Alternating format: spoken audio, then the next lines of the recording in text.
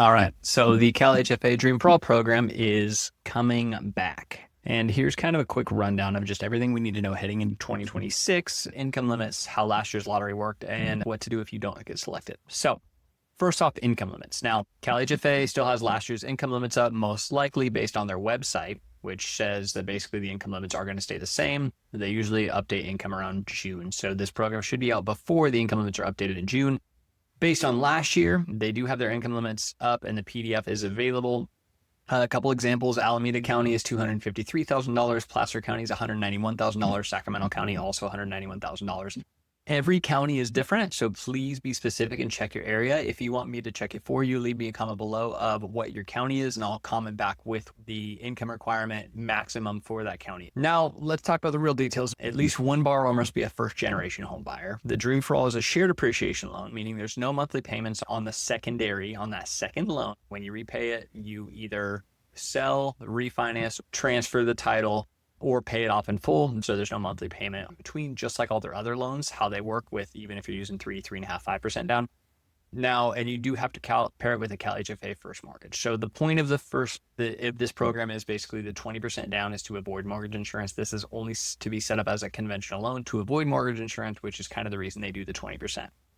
Now, basically, first generation home buyer, to jump into that means that if one of the borrowers has to be a first generation buyer. If you have a married couple and one borrower's parents are both homeowners and the other borrower's parents, there's one that's a homeowner and one is not, technically that counts as a first generation home buyer. From our understanding, at least one of your parents cannot own. It does not have to be both. Just one of your parents cannot own a home. So keep that in mind with first generation. If both your parents own homes, or your parents just still married and they own a home, takes them out of the ability to qualify as a first time home buyer.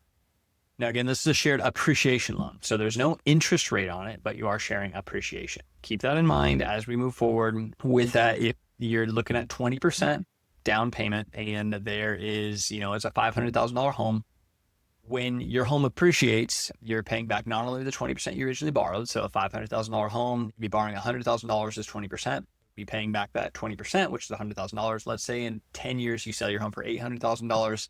You're paying back the $100,000 you borrowed plus 20% of the appreciation. The appreciation was $300,000. 20% of $300,000 is $60,000. So you're paying back $160,000, even though you borrowed $100,000, because it's based on appreciation, not an actual interest rate. So again, really good program to get you into a home, but it is a bit expensive on the back end with the way this is structured. Next, we're going to talk about the lottery system. Last year in 2024, they did a lottery system. It's not a first come, first serve system. It is, I think they call it like a random drawing system. It's not technically a lottery, whatever their terms are, but it's not first come, first serve. So most likely we'll see the same in 2026.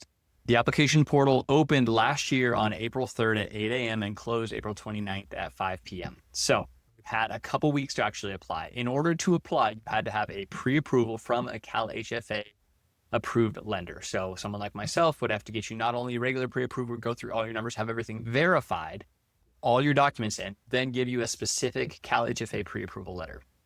After the window closed, CalHFA randomly selected applicants.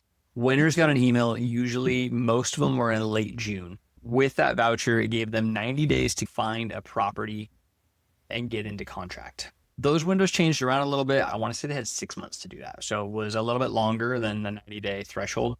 We expect 2026 to follow the same pattern. The short lottery window, you have to apply ahead of time, be in before the end of that cutoff. Once that cutoff happens, they'll start going through applicants, sending out vouchers. Now, with that being said, if you want updates on when they're going to open the portal, again, comment below or send me a message. I do have some stuff down in the description, but I can send it to you or comment on it. Basically, they have the bulletins that I'll post below or I'll comment back for you so you can sign up for their bulletins to get notified as they're updating things. Now, what's new and what's pending? Right now, CalHFA hasn't dropped the official dates, and we're currently using June income for 2025. Most likely with the timing that they update income, that will be the income they are using. And the Dream For All page still says prior funds are fully allocated. I don't know exactly how much is going to be there. I could not find that anywhere online or anything like that. So keep an eye on that. We're not sure exactly how much is going to be.